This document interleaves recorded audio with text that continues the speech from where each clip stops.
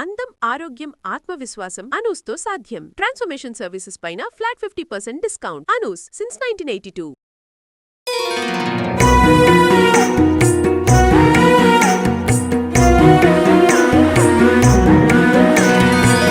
జై శ్రీకృష్ణ. ఆండాల్ తిరువడిగలే శరణం.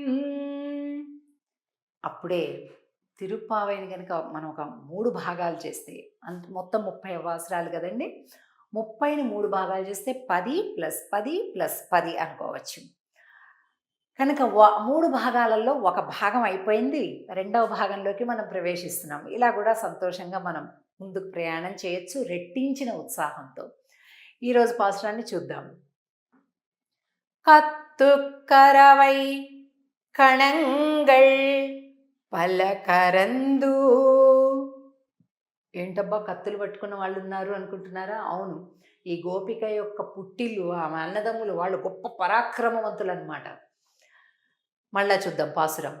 కత్తుక్కరవై కణంగళ్ పలకరందు செத்தார் திரளழியச் சென்று செரு செய்யும் குத்தமொன்றில்லாத கோவலர்தம் பொற்கொடியே புத்தரவல்குல் புனமயிலே போதராய் சுத்தத்து தோழிமார் எல்லாரும் வந்து நின்முத்தம் புகுந்து முகில் வண்ணன் பேர் பாடா. சித்தாதே பேசாதே செல்வப் பெண்டாட்டி, நீ எத்துக்குறங்கும் பொருள் ఏలోరింబావాయ్.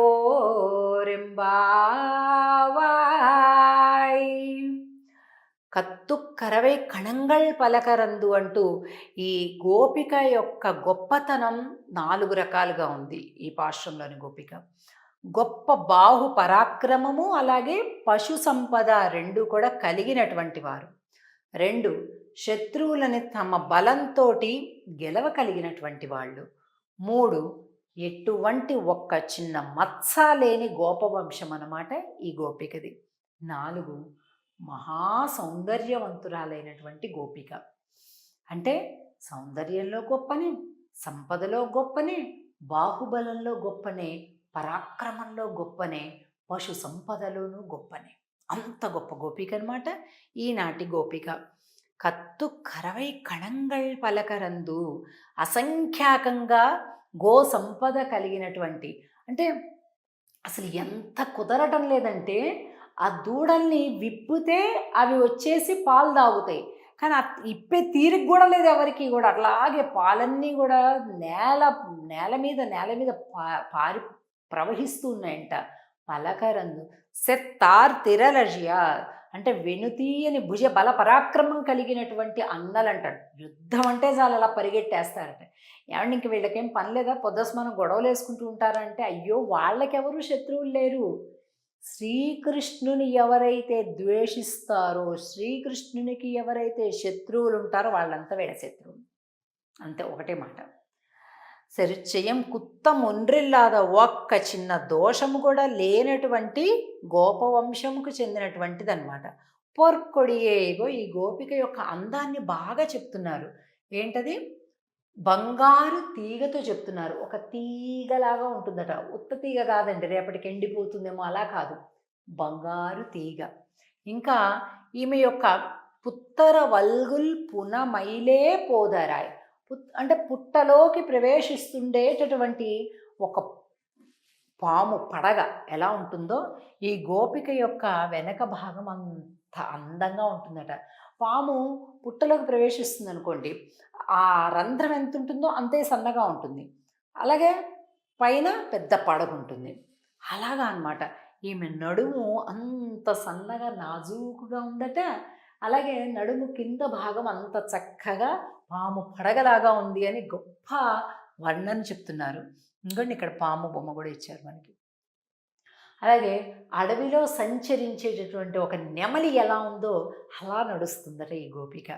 ముగిల్వಣ್ಣన్ పేర్పాడా అంటే ముగిల్వಣ್ಣన్ అంటే ఏంటి? మేఘశ్యాముడైనటువంటి వాడు నెమలి.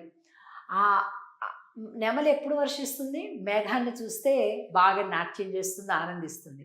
ఓహో! ఆ పేరు చెబితే ఈవిడ కూడా నెమలి లాంటి అందం కలిగిన గోపిక కదా అని అలా చెప్తున్నారు. ఇదిగోండి కత్తు కరవై పాలను పితుకుతూ ఉండేటటువంటి భుజబల పరాక్రమం కలిగినటువంటి గోపబాలురు వీళ్ళంతా. ఈమె సోదరులనమాట. ఈవిడేమో నిద్రపోతుంది. అక్కడ నెమళ్ళని గురించి పాడుతున్నారు. ఇక్కడేమో పశువుల యొక్క క్షీరాన్ని తీస్తున్నారు.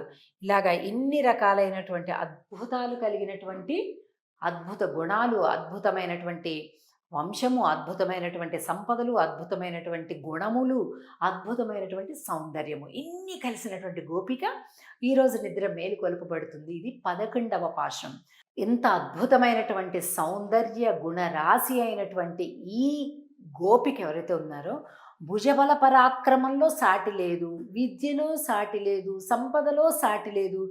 ఏంటండి అసలు ఈ గోపికకు ఉండేటటువంటి గొప్పతనం అంటే మచ్చలేనటువంటి కుటుంబం అట, మచ్చలేనటువంటి వంశం అట. అది ప్రధానంగా చెప్తున్నారు. మనం గమనించినట్లయితే 6వ పాశంలో మొట్టమొదటి గోపిక నిద్ర మేలుకొల్పబడింది. 6, 7, 8, 9, 10 ఇప్పుడు 11 అంటే ఈరోజు 6వ గోపిక అని అర్థం అన్నమాట. ఒక్క విషయం మనం అర్థం చేసుకోవాలి. ఒక గోపికను మేలుకొలిపారు అంటే ఒక్కళ్ళే గోపిక అని కాదు అర్థం. అటువంటి లక్షణాలు కలిగిన అనేక మంది అందరూ కూడా వచ్చేసేసారు అని అర్థం అన్నమాట. ఇంకొక రోజు మరొక గోపికని మేలుకొలుపుతుంటే అలాంటి లక్షణాలున్న అనేక మంది వచ్చేసి జతలోకి వచ్చారు అని అర్థం.